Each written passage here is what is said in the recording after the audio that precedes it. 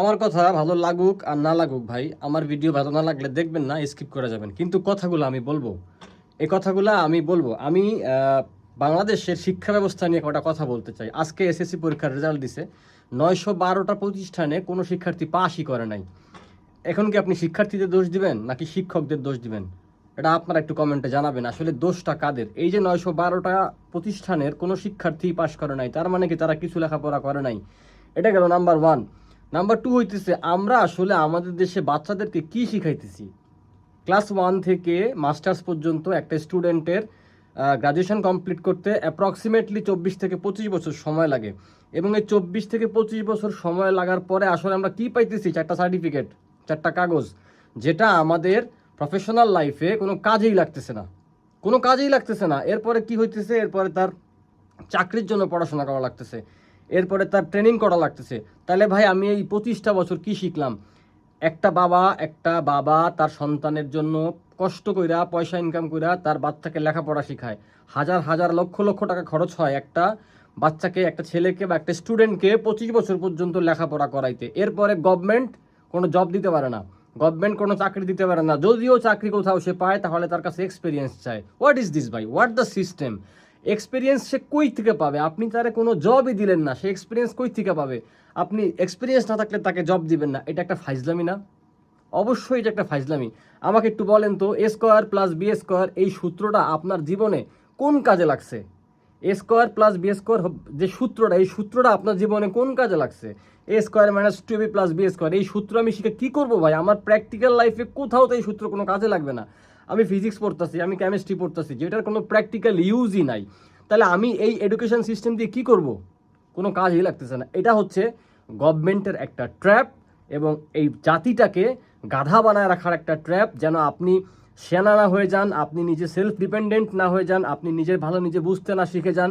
কারণ একটা বড় অংশ স্টুডেন্টদের যদি আপনি গাধা বানায় রাখতে পারেন, তাহলে কিন্তু গভর্নমেন্ট একটা হিউজ পরিমাণে বিজনেস করতে পারবে। সেটা কিভাবে?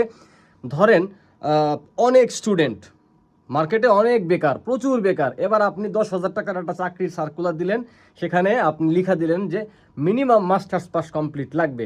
ওখানে সিট আছে মনে করেন 200টা নিয়োগ দেওয়া হবে।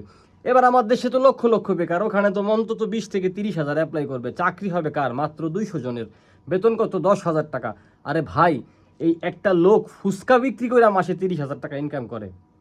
ফুচকা বিক্রি করে, মুড়ি বিক্রি করে, রিক্সা চালায়, অটো চালায় একটা লোক মাসে 25 থেকে 30,000 টাকা ইনকাম করে।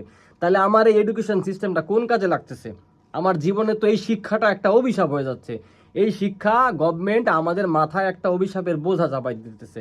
মূল গেমটা হইতেছে, আপনাকে যদি বোকা বানায় রাখা হয়, তাহলে গভর্নমেন্টের লাভ। বিষয়টা বুঝতে পারছেন? এই এডুকেশন সিস্টেমটা, বাংলাদেশের এডুকেশন সিস্টেম এত বাজে, এত জঘন্য, এবং এটার প্র্যাকটিক্যাল লাইফে এটার কোনো ইউটিলাইজেশনই নাই। আমি একজন মাস্টার্স কমপ্লিট করা মানুষ, আমি একজন মাস্টার্স কমপ্লিট করা ব্যক্তি। আমার কাছে যেটা মনে হয়, বাংলাদেশে এডুকেশন সিস্টেমটা শুধুমাত্র একটা ফালতু সিস্টেম, যেটা প্রত্যেকটা স্টুডেন্টকে বোকা বানায় রাখার জন্য। আর কোনো দরকার নাই, এই সিস্টেমের কোনো প্রয়োজন নাই। আপনি আপনার বাচ্চাকে স্কিল শেখান, লেখাপড়ার পাশাপাশি স্কিল শেখান। হ্যাঁ, এডুকেশনের প্রয়োজন আছে। শিক্ষাটা আপনার বাচ্চাকে একটা মেন্টাল স্যাটিসফ্যাকশন দিবে, আপনার বাচ্চাটা ভদ্রতা শিখবে, আপনার বাচ্চাটা নম্রতা শিখবে, বিশ্ব সম্পর্কে জানতে শিখবে।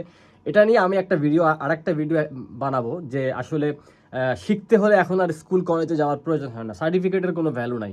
সুতরাং আমার ব্যক্তিগত মতামত ভাই, যাদের আমার ভিডিও ভালো লাগবে না তারা আমার ভিডিও দেখবেন না, আর যাদের আমার ভিডিও ভালো লাগবে তারা অবশ্যই সাবস্ক্রাইব করবেন। আমি এখন থেকে বাংলাদেশের সমস্ত সমস্যাগুলো নিয়ে কথা বলার চেষ্টা করব আমার এই চ্যানেলে।